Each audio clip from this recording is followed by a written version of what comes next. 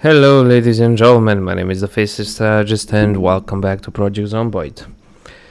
In this video we'll be taking a look at the Foraging skill, which is one of the skills needed for long-term sustainability, but it will mostly do in a pinch. So basically, in order to actually do this, you won't need anything, but it is recommended that you get the Herbalist perk. That is the Herbalist magazine, and basically at different levels you'll be able to scavenge different things. At level 0, berries, mushrooms, wild herbs, wood, stones and junk food, clothing, junk weapons, medical supplies, sometimes trash, bait and insects, lemongrass, medicinal plants and wild plants. At level 2, you're up to wild veggies and forest rarities, which are basically campfire stuff. At level 3, you'll be able to scavenge the onion. At level 4, wild fruit and ammunitions. At level 5, wild plants, oranges and daikons. And also dead rats. And at level 6, you'll be able to scavenge lemons, limes, habaneros and jalapenos. Level 7, wild plants and wild animals, so grapes, apple, lettuce, bell pepper, peanuts, pumpkin and mango. Straw at level 8, dead squirrels, traps, wild eggs, wild plants, strawberries, grapefruit, peaches, pears, avocado, zucchini. For level 7 there'll be frogs and dead birds. At level 7, grapes, apple, lettuce, bell pepper, peanuts, etc. And also forest rarities, hiking bags and big hiking bags. At level 9, bananas. At level 10, pineapples and watermelons. And at level 10, dead rabbits. Now that is basically all you can get. Now the Herbalist magazine will basically allow you to identify poisonous berries and the different type of herbs you'll actually be able to pick up. Now if you didn't get the park ranger occupation or the former park scout or something like that, you won't be able to do it, but basically you go into the forest or deep forest, and here I actually have some military, some lemongrass, and I've gained a bunch of XP. Now I am currently in the forest, and it will tell you the types of discoveries that you can make. So medicinal plants are insanely rare, so I'll mostly be able to get basically a bunch of thingamabobs. And I actually gained a level in what you might call it, in foraging.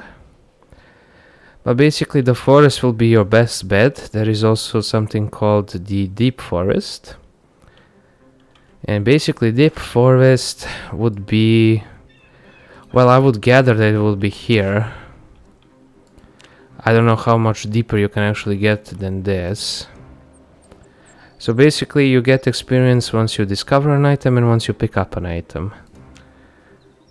So see, this is still deep forest. I haven't actually been able to find the deep forest, which is kind of concerning.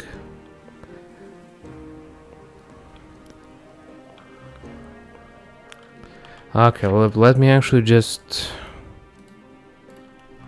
head on over here. So this should be the deep forest. So basically the more you head into the forest, the more likely you are to find a bunch of other stuff. But just generally heading this deep into a forest is a bad idea for plenty of reasons. Ooh, that's a caterpillar. There we go. As you can see, I'm just gaining XP, and this is how you level. So you'll need to dedicate an entire day if you actually want to find something useful. Lemongrass is it's a medicinal herb. It's actually used to cure food sickness, but you shouldn't be eating rotten food anyway, so I don't know. Personally, I might use this sometimes, but not all that often. In all honesty, it's just one of those skills that doesn't make sense to me. See, I'm in the deep forest, And in order to reach the deep forest I had to teleport around. But basically as soon as you cannot see any single thing, you're basically in the deep forest. And basically just eating insects and stuff like that, that is good in case you don't have anything else to eat.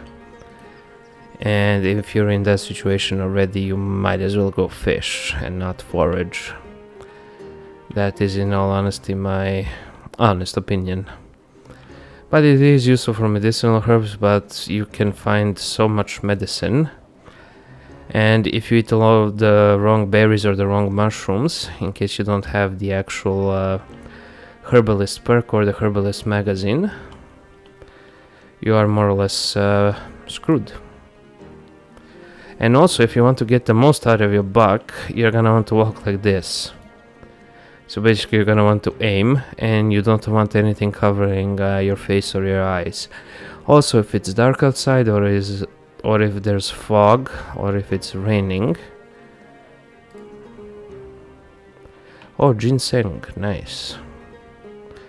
Or if it's raining, your search radius will severely be reduced. But it's a skill that, I mean, in my opinion, it's not worth leveling. Because it just takes a lot of time, and in all honesty, it's just not worth it. It takes a lot of investment, and you don't get that much out of it. And you could very easily be killed while doing this, but yeah. Oh, black sage, nice. There we go, I actually gained another level in foraging. But that is basically how you level, and see, I've picked up a bunch of stuff. See, it will say poisonous berry and it'll have the skull here, so do not eat that.